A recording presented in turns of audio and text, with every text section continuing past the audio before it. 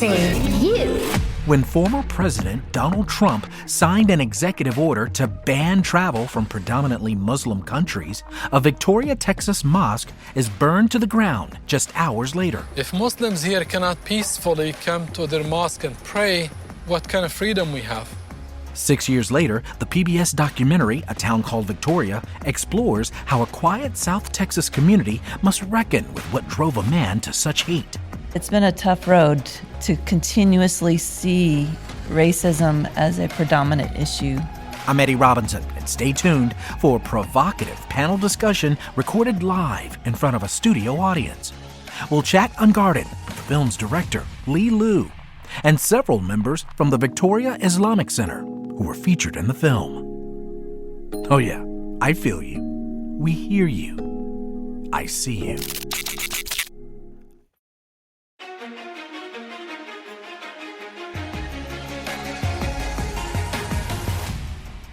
You're listening to I See You. I'm your host, Eddie Robinson. We're coming to you from the historic Deluxe Theater in Houston's Fifth Ward. We're here to host a special panel event and conversation of the PBS docuseries, A Town Called Victoria. Members of our audience here have just seen an exclusive screening of the very first episode of the docuseries. But for our ICU audience, we're here to set the scene for you. In January of 2017, a mosque was burned. At 2 a.m., I got a call from our imam. He was crying. He said, our mosque is on fire. It was the only mosque in Victoria, Texas, about 2 hours southwest of Houston. Members of the Victoria Islamic Center were well known in Victoria. They were active in the community, in politics, in schools, and yet there were those in Victoria that did not want them there. Anti-Islamic sentiment runs deep in America. For decades, any news from the Middle East inevitably leads to conflating the word terrorist with anyone who's Muslim. I already kind of knew how they felt about Islam. Most of them were just pretty much of the opinion that it was a demonic cult. There are a lot of Christian people in Victoria that believe that way. This PBS docuseries follows the stories of community members in Victoria, Muslim families, as they reckon with this extraordinary incident, the burning of their spiritual oasis. It was no coincidence that the fire was on the night of the travel ban on Muslims. When I go to prayer early in the morning, I look around every corner, even in the dark, to make sure that somebody is not hiding behind a bush or something. The day after the fire, over 500 Victorians gathered to stage a peace rally and express their support. Within a week, a GoFundMe campaign to rebuild the mosque goes viral and raises more than $1 million. The trial of the arsonist shakes the town, and deep divides of race and religion continue to challenge everyone. 90,000 people living in this county. We're still a rural area. There's always been racism, and it goes way back. American people were being blown up, shot at, whatever, by Muslims. It's one of the reasons that Trump got elected. He promised that he would do something about it. I see you. As we welcome to the show, award-winning director of A Town Called Victoria, Lee Liu. Hello. We also welcome to ICU community members of the Victoria Islamic Center, spokesperson Abe Ajrami. Hi, y'all. Co-founder Dr. Shahed Hashmi. Hello, everybody. Omar and Lanelle Rashid, former community members of Victoria and featured in the documentary. And Abe's wife, a South Texas native and English professor at Victoria College, Heidi Ajrami. Hello. Later in the panel, we'll have with us Fatima Hai. Though she's not featured in the documentary, Bangladeshi-American filmmaker, she's here with us. She teaches film at Houston Community College. Give it up for Fatima, please. All right, let's get things started here. Lee, you're up first. how did you get involved with the Muslim community in Victoria? I mean, what was it about the town of Victoria that drew you in? So after growing up in Sugar Land, I went to school at USC out in California, and I majored in film, and I'd been living there ever since that time.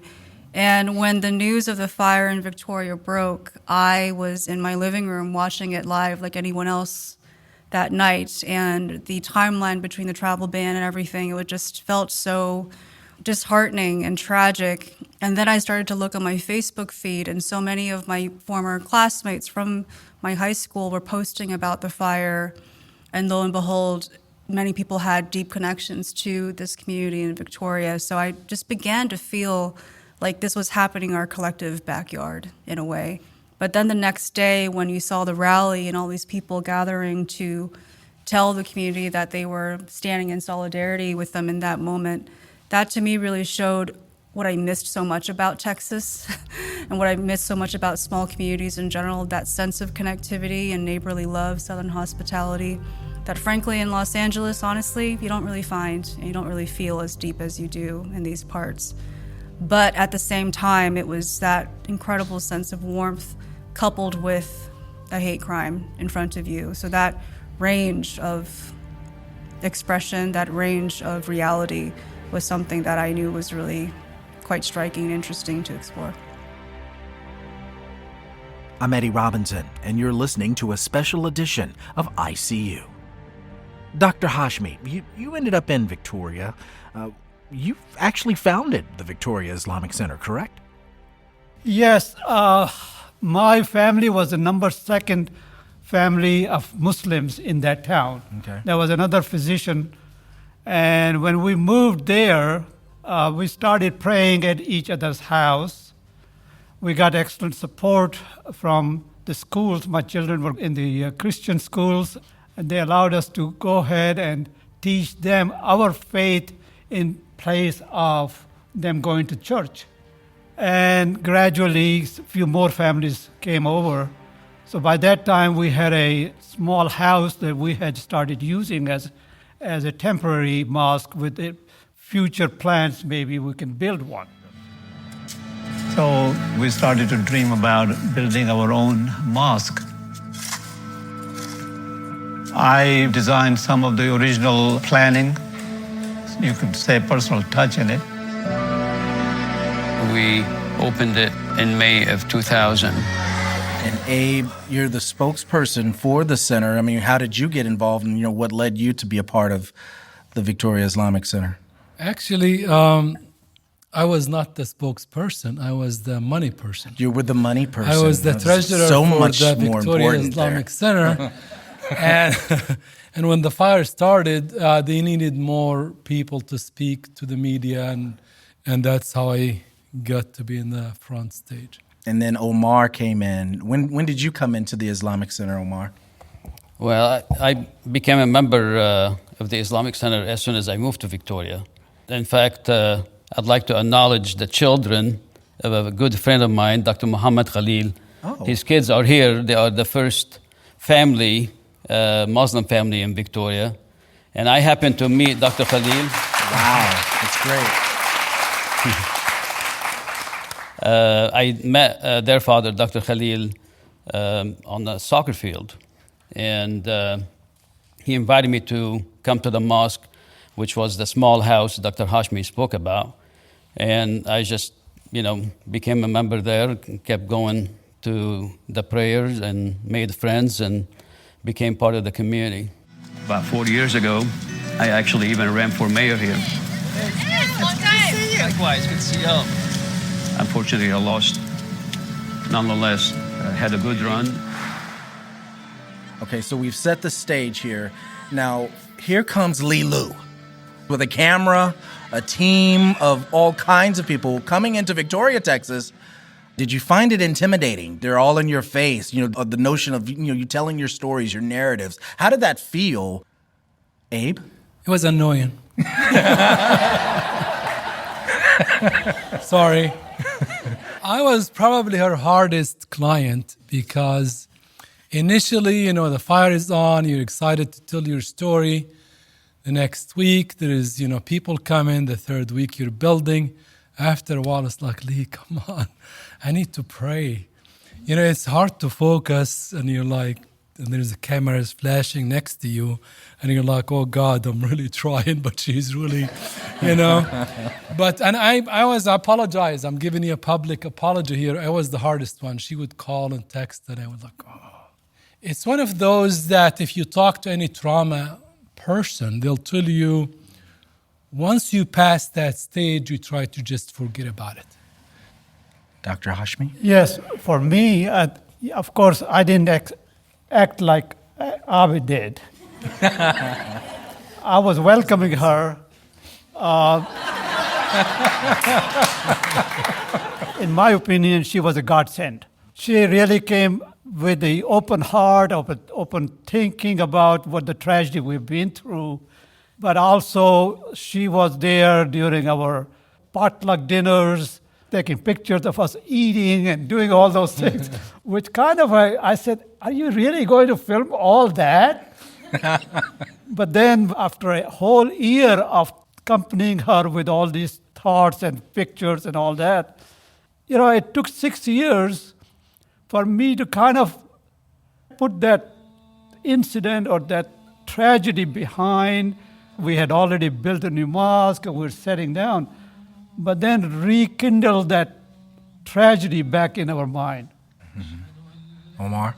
One of the things you do when you do a documentary, you really have to give yourself up.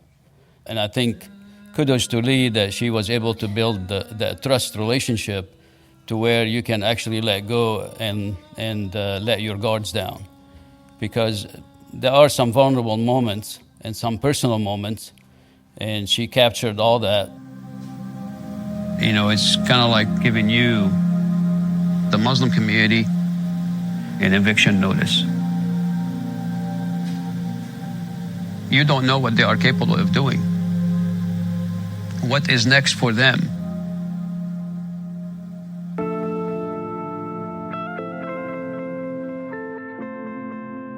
Coming up, we continue our chat with community leaders from Victoria, Texas, with the PBS docuseries A Town Called Victoria as our centerpiece. While Muslims are relatively new arrivals to this area, there's a long history of racism and segregation. Some quick context here: Mexican Americans have always been the majority, but have long been segregated to the south side of town with little to no representation. The arsonist who intentionally set fire to the Victoria Islamic Center was Latino, while he espoused white supremacist beliefs. So, are Victorians confronting racist attitudes of the past after this hate crime incident? Or are racist beliefs getting more entrenched? I'm Eddie Robinson. I See You returns in just a moment.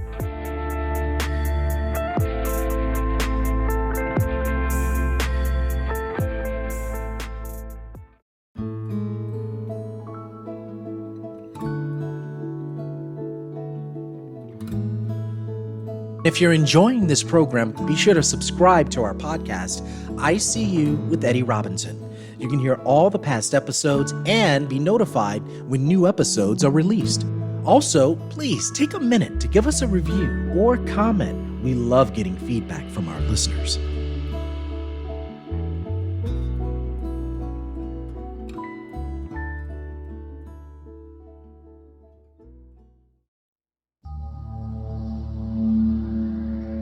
This is I See You.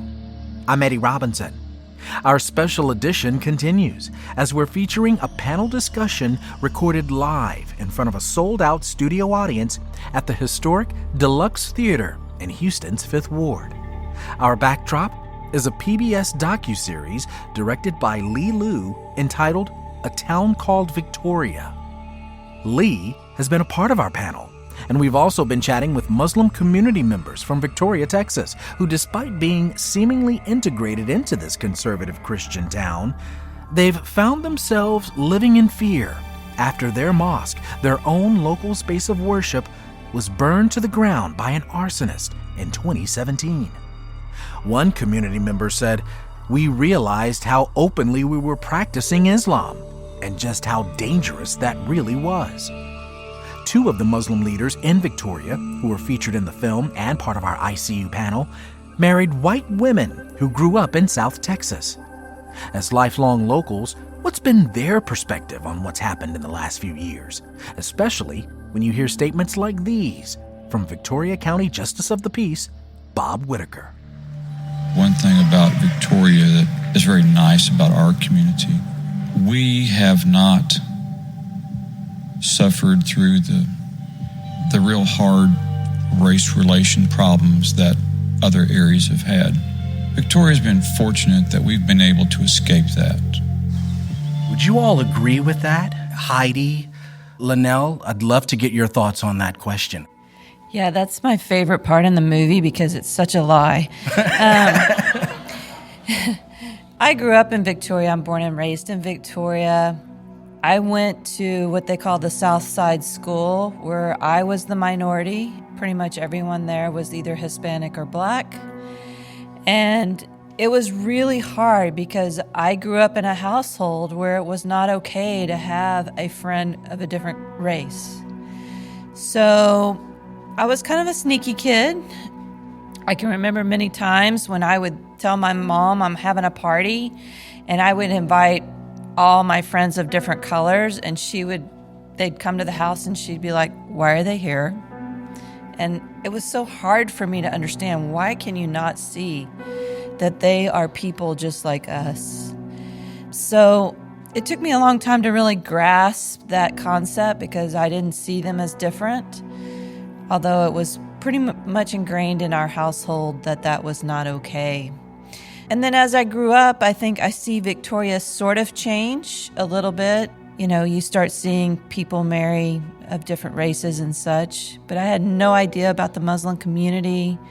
I really, only knew from what I'd seen on TV, which is obviously not a good source.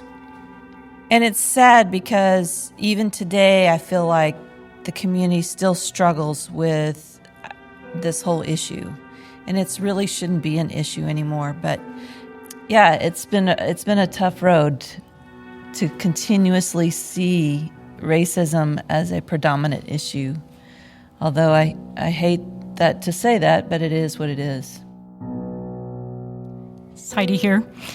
I think Abe and I are actually the newest members of Victoria that are on the stage because we came in 99. And I do think there are still some racial issues there. I think you can see it getting better with some of the younger people. Our children are brown, and they consider themselves, that's how they identify that they're brown. And if they have friends, you ask about their friends, and they'll say, oh, they're brown like me, or they're white, or they're Black, or whatever. And they use it as an identifier. It's not any kind of racial disparity or difference or less of anything. And I see in some ways where Victoria's getting better with that, and I see in other ways where there's a lot of work to be done. I think, unfortunately, with our last president, some of those fissures became more apparent and more public. I don't know if that's a bad thing or a good thing for it to be out in the open. But I do think that younger people are less concerned with some of these things than they maybe their parents are, or that they've been in households where they have those attitudes. We see them crossing racial lines and ethnic lines, and they just view each other as people.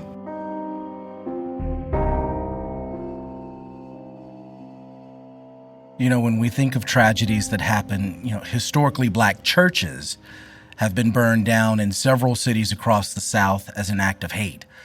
During the documentary, Lee, you spoke with Pastor Fred Hobbs, an African-American senior pastor over at Mount Nebo Baptist Church in Victoria.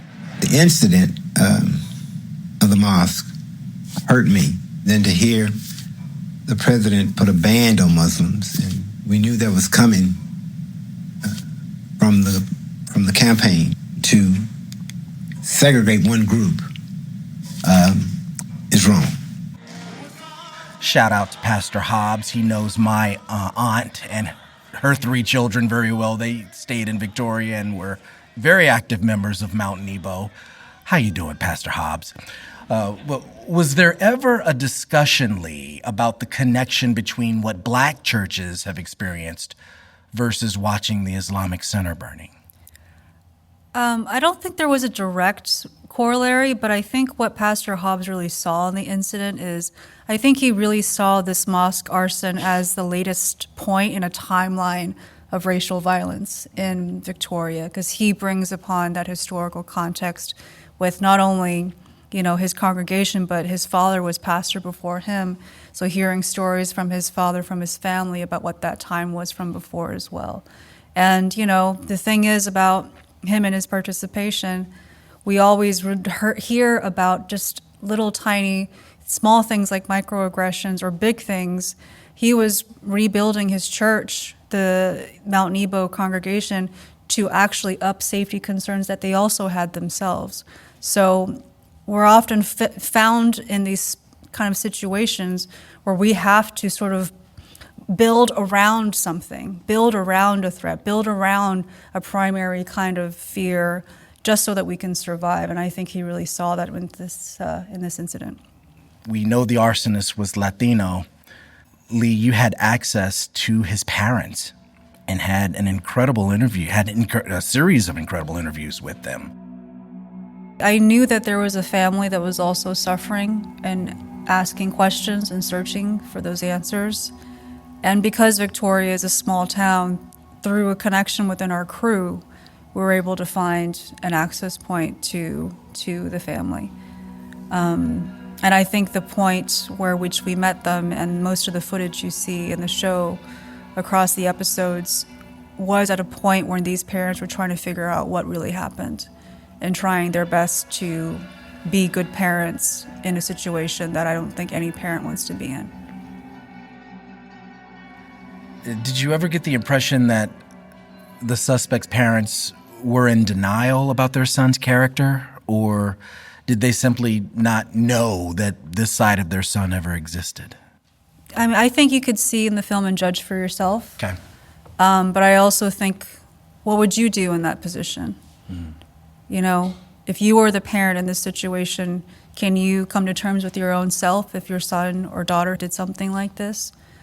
And I think that's what I think the series is trying to portray is, two people just doing their best like anyone else could in these situations. Dr. Hashmi, at one point in the documentary, you said Muslims are actually conservatives, but do conservatives see you as one of them? No, not really. When I started my practice, yes, there were some people, when they saw my face as a physician who was going to treat them, refused me to take care of them. And of course, I've been through, a lot of this experience in the sense of, because being a foreign graduate, an immigrant, I had to prove myself. If everybody was doing 100%, I had to do 125% in order to gain that respect. But once I established my practice, and thank God, God has been good to me, once my name was out there, all that kind of subsided. That didn't happen. But with this event, we got more support because we were all involved in the community. Me and our imam, I think the result of all our efforts combined as Islamic Center people of our Muslims there resulted in that next day support. And the international support was, of course, just a blessing from God. But from this fellow, I was surprised, really, to see him as a Latino, being the one arsonist. And I don't really agree that night of, just prior to that, President Trump calling of this or restricting this immigration or travel, because this has been brewing in for a long time. I'm establishing new vetting measures to keep radical Islamic terrorists out of the United States of America. We don't want them here. I'm Eddie Robinson, bringing you a special edition of ICU, from the Deluxe Theater in Houston's Fifth Ward. ICU is hosting a special documentary screening and panel discussion to dig deep into the aftermath of a hate crime in Victoria, Texas, the burning of a mosque in 2017. Abe, there was much talk from city officials saying moments after that mosque fire that, we can't say that this was a hate crime. And, yet the media was blamed for making claims that since this incident happened just after former President Trump's Muslim travel ban, there were a number of community members really upset about folks jumping to conclusions. So, Abe, I'm really interested in wanting to get your thoughts on this. With Police Chief Jeffrey Craig commending the Muslim community leadership for not saying that this was not a hate crime, some might argue and see this as praise for being docile or passive. There's an energy to be addressed where those who are woke or those affiliated with a movement, say the Black Lives Matter movement, when you're being ostracized for being too noisy in voicing one's opinion of something, or a group of folks who dislike you for being so expressive. I recall as a journalist reporting on this story when it happened, that there were a number of folks here in the South who took offense that folks were jumping to conclusions too fast. And to think immediately that a mosque fire was done intentionally and not accidentally was indeed absurd. When the backdrop shows that you have a U.S. president who's blatantly signing an executive order that shuts out a race of people, and a fire erupts that groups of people who congregate often, that's where it's happening. Did you feel that that was a somewhat sort of passive wishful thinking reaction? Yeah. I think that's the best question of the night. So let's give him I'm serious. In every revolution, even early in the Civil War with the African American, there's always two sides. One, he says, let's be logical, let's do it the slow way, slow change, let's work with the system. And those who are revolutionary, that let's turn things upside down and change it. And back to the first question, because it ties to this wonderful question that you asked. The moment I became a spokesperson is that we were having a meeting at the city hall. And that was the first press conference, probably the same night with the fire or the second one. And there was the chief police, the mayor, sheriff, a bunch of city officials. And we got hints that city officials and county officials were trying to minimize the horror of the things. There were hints about it could be the stove. Fire started in the kitchen. It could be that. And you understand, nobody wants to bring bad publicity to their city. That could be a loss of business. That could be bad reputation. So I was pushed and say, you need to stand up and say something. I can be more assertive. And we had a choice to make, and we had a conscious choice. In all fairness, most of the Muslim communities had the gut feeling that this was an arson. This was a hate crime. We didn't really have any evidence. We're not fire experts. But you get that gut feeling that it's not an accident. In fact, and I'm going to give a spoiler here. Sorry, Lee. When the fire was raising at the Islamic Center, we were across the street watching it. I had a feeling that the arsonist was out there watching us. And that's actually was happening. And I didn't want him to have the joy of seeing my tears. He was watching the fire and all of you while you were standing across the street looking at it. No way. He was there taking photos. Oh my God. Oh my God. How callous.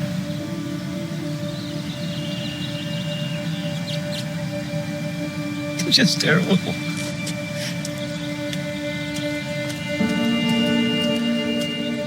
Well, I took the fire really personal. Yeah. And the reason for that is because At that time, I had been in Victoria 22 years. Wow.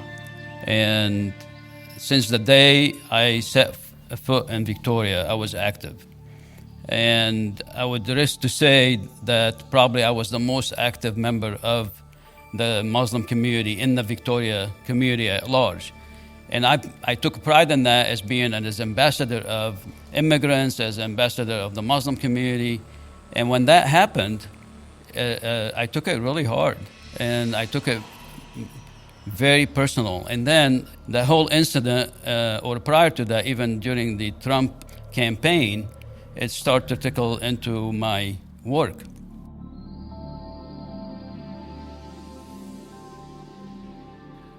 I grew up in Gaza, and that may give you some idea of your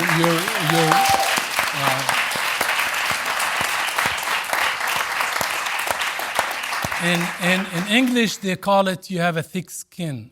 In Gaza we have a similar, or Arabic we have a similar expression. It says khad dari al-latim. Those who are Arabic they laugh about it. It means your cheek are used to being slapped. They get really thick. So that's one of the things you probably see in the movies, these two criers, Dr. often, and it's a powerful moment. It really, it breaks the heart to see him that. I get emotional, but this doesn't happen.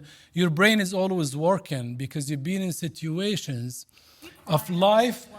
Yeah, it was very close. It was when Safa, she's not here, she was doing that massive prayer and like, I have runny nose here, you know. But you really, you try to focus on what do I need to do, rather than, oh my God, this is happening to me. So back to answering the questions, we get that what Dr. Hashmi, what Lee said is that you have to work harder. You have to put 200%. And you don't enjoy the luxury of being the white man. Sorry to say it this way. And let me stop for a second and say, we don't want to sound like a bunch of criers here. Immigrants, and we're different color, and I have an accent. This is a great country after all. Let's give it really a great, we were given a great opportunity. I came with $2,000 in my pocket, and I established a multi-million-dollar business. I sold it. I retired early. I retired 2 years ago. So I was given an opportunity that you don't see in many places of this world. There are a lot of people in the majority and in the minority that extended a welcoming hand to me. So we don't want to make sound like we got all the goodies, but we also were victims. I mean, that's one of the things that I always refuse and fight against. Beat the system, work harder, study harder. So that being said, like when you go to airport, I can't wear a jalabiya. It's really comfortable to wear a jalabiya. But you can't because everybody's going to look at you. So you try to dress up nice. I avoid wearing black because that could be perceived something else. So you always do something that other people don't even think about it. At some point, you get sick of it. You get tired of doing the extra, and you ask yourself, why the heck should I? There you go. You go to meetings, and you have to introduce yourself because they're going to hear your accent, and you tell them, my name is Abe Ajrami, I have a master's degree in this and thing. I started a business, I hired thousands, created lots of jobs, and this, so they can hear you, so they can respect what you're going to say. So at some point, you revolt against this whole system, and you say, why should I? I don't need to do this. I need to be treated like anybody else. I'm sorry if I have my phone here because we are getting updates from Gaza, and I've been glued to my phone for the last several days. If this is not too intruding, let me correct a couple of things. Let me interject a couple of things. Quite frankly, the whole community was in denial. This was an arson. People that I have known for a long time, they were very suspicious of us. I had one person basically say that, is it possible that the fire was set so y'all can collect insurance? And when I told him, I said, we don't even have insurance on the mosque. So then he said, oh, so is it possible? Because I know you have members that are smokers and they maybe stand outside and left some cigarette burning. So they were in a lot of denials that they didn't want to accept the fact that this could be a hate crime. You know, one of the things that hits you is that, wow, this mosque in Victoria got burned. 400, 500 people showed up. In 2 weeks or a week, they had $1 million. Why is that so strange? Shouldn't be that ideal, normal world that if you see a mosque burned, you go pray with them? That if they don't have insurance, you give them $5, $10? Well, if you don't, you're an Astro fan, I mean, let me put it this way. But seriously, isn't it? We get to a point where a small act of kindness is like, it goes viral. It really, I mean, that's how sad the situation is. But that's what the ex-mayor said. Change goes slowly. It's one grave at a time. And I can tell you, as a Palestinian, it's happening now. It's one grave, one child getting killed at a time. It's unfortunate, but that's what it takes to make a change sometimes. This is South Texas. Progress is made one funeral at a time. It's not wrong. It's not right. It's just the way it is.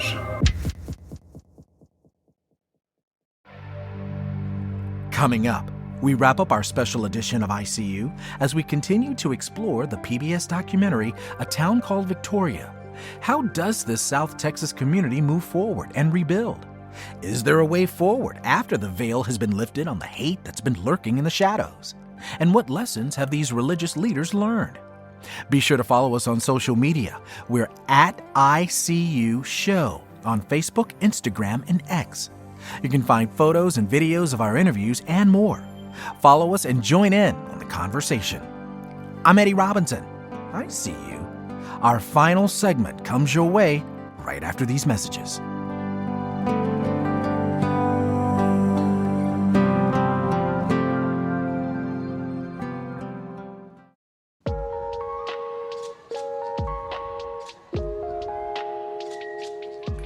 If you're enjoying this program, be sure to subscribe to our podcast, ICU with Eddie Robinson.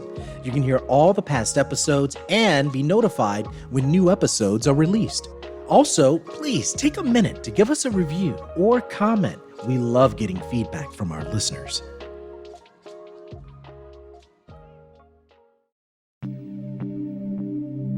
You're listening to ICU. I'm your host, Eddie Robinson.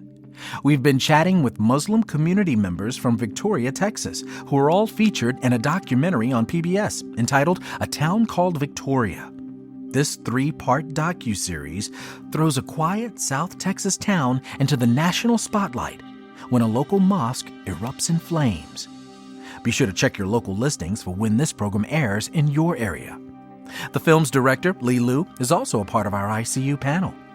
In many ways, the burning of this mosque reflected the political discourse dominating our country in 2017, as then President Donald Trump vilified refugees and immigrants from Muslim countries. This sounds a bit familiar. Think back to the start of this century, 9/11 and the 2003 Iraq War. Fear and false beliefs helped garner public support for a war in Iraq. Bangladeshi American filmmaker Fatima Hai grew up in Houston during those years of war in the Middle East. Fatima, you weren't featured in the documentary, but you have been involved in the Houston Muslim community. How did the events in this documentary resonate with you?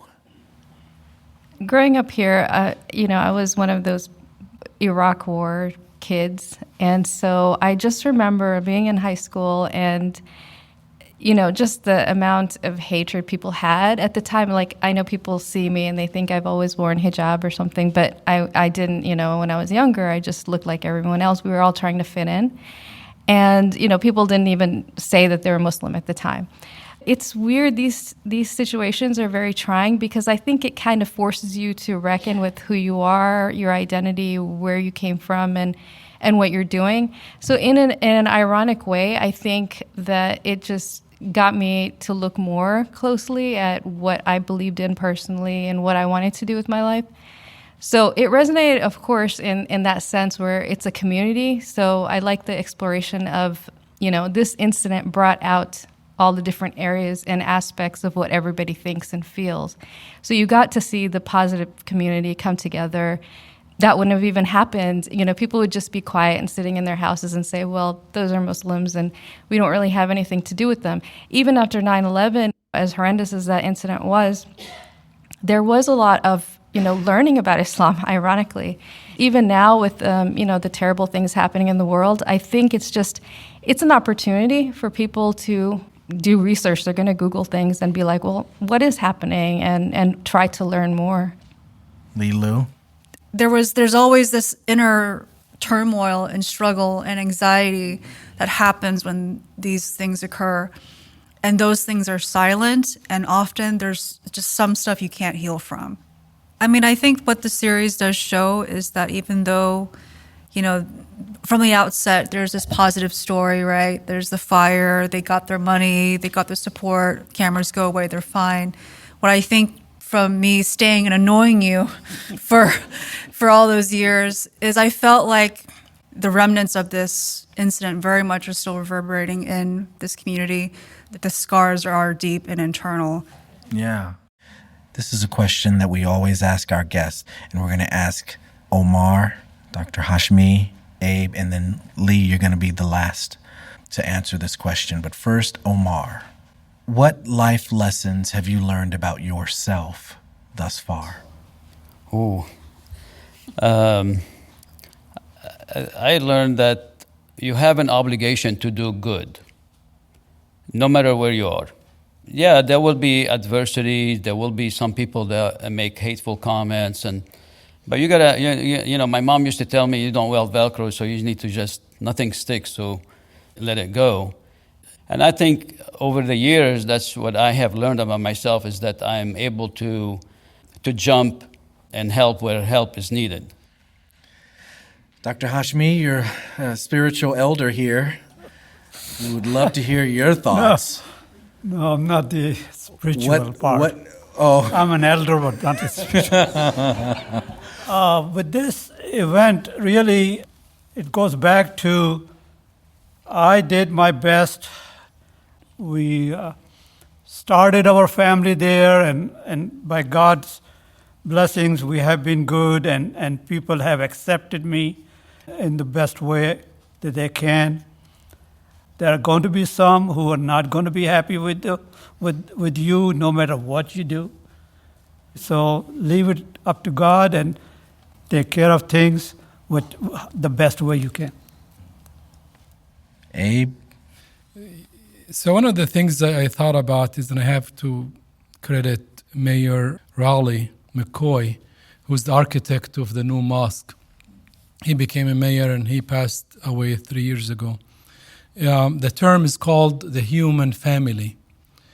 And often I try to incorporate that term into my own life. And I challenged one time a friend of mine, a banker. We were sitting for lunch and he was griping about the immigrants and yes, for the wall and whatever. And you try to role play with them. And I say, okay, if you lived across the border and your daughter has a sickness, and the medicine is not available in Mexico. But dang, 5 miles down the road, you can save her life. Crawled through that tunnel, swim through that river, climbed that wall, and your daughter will be alive. Would you do it? He said, hell yes. So that's why Lee and I talked about this. This could be a town called Houston, a town called Little Rock, Arkansas. It could be a little town called Gaza. Because it does talk about that human emotions, the race relations, and so on. And often we have to ask ourselves, we do the same issue. We can't just sit here and point fingers at the other side when we are also at fault of it. We define ourselves with certain labels. I'm Palestinian American, I'm Muslim. And others is Jewish, and this one is white, and this one. But that gets to be too much sometimes. As far as I know, I was born as a Palestinian refugee, so I want Palestine to be liberated and stuff. But I also sometimes think, gosh, I could have been born on the other side. I could have been in Tel Aviv, and I could be a Jewish. I could be the one carrying the rifle and shooting at these kids. So that role play, and even in your faith, you could have been born to Christian parents and you'd end up being Catholic or Baptist or whatever. You could be anything. We didn't choose these things. You did not choose the color of your skin. So what are you fighting about? You didn't choose your faith, most of us. You didn't choose the country where you were born. But these are the main dividers when you think about it. I mean, it's national identity, it's color, it's faith. These are the ones that most of the wars are about. So that's the message. That's what really that I took out of this, is to expand, to kind of demolish my own labels and accept the other side, be more accepting, and reach out to those so many things that bring us together. And I want to credit back to, I think I saw Mrs. Poor earlier here. Yeah, there she is. My daughter Janine was spending the night, when she was little, she spent the night with Thea, her daughter. And kids are awesome. Kids are the best thing. They don't have any colors, they're whatever. So they were talking and they were like, so what do you do at the mosque? And what's Muslim and what's Allah and what? And the mother heard that and she thought, the kids are asking what's Muslim and what's this.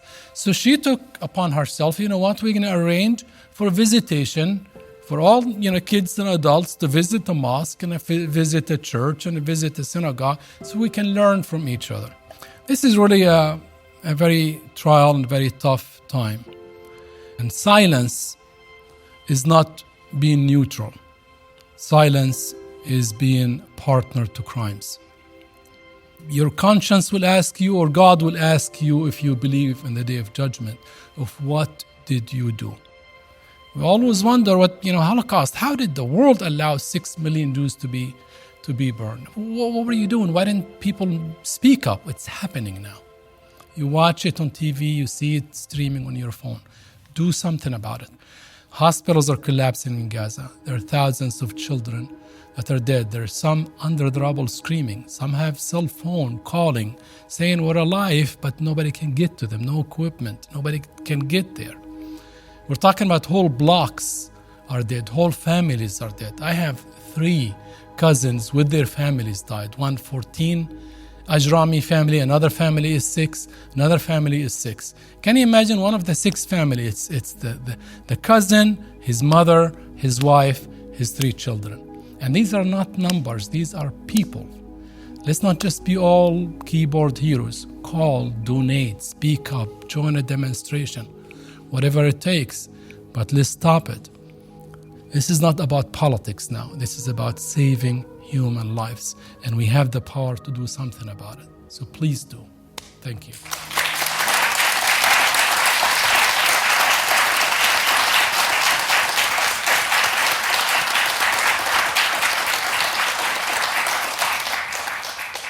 Last and final word, Lilu. What lessons in life that you've learned about yourself thus far? The person that has been the biggest influence to the way that I walk on this earth, the people are my family. And I want to uplift my grandfather, my mother's father. He was a professor. He was a community leader, much like everyone here on this stage. And he was a person who always helped. No matter who asked him, no matter what the situation was, no matter how incredibly last minute, hard, he always said yes. 2 days before I was supposed to film with all of you, he died. And I had a moment where I didn't know if I was going to actually proceed with this project because I didn't know if I can handle it. And I sat with myself and I thought, what would he tell me to do? And it became so clear that he would have wanted me to go on to Victoria to begin this project because he would have helped. He would have gone to shed light and justice to an injustice that had happened. And so that's what I did. And so I want to honor his memory by telling his story, but also honoring the lessons that he taught me about how to be a person in this world, which is with compassion, bravery, and curiosity as well, if you don't understand something that's in front of you. But I also have to express incredible gratitude to all of you and to this community. I am an outsider. I am a stranger. And all of you have welcomed me to not only be a part of your lives, but to tell your story in such a public way. And there's not 1 minute that goes by where I have not felt intense gratitude and just joy that all of you are in my life and the life of all of our crew members. So thank you.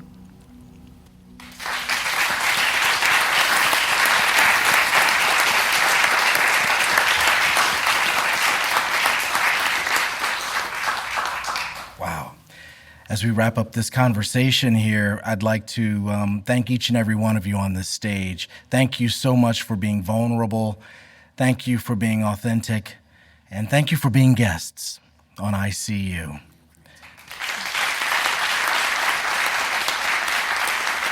We'd also like to thank spokesperson Abe Ajrami, co-founder Dr. Shahed Hashmi, Omar and Linnell Rashid, also Abe's wife Heidi Ajrami,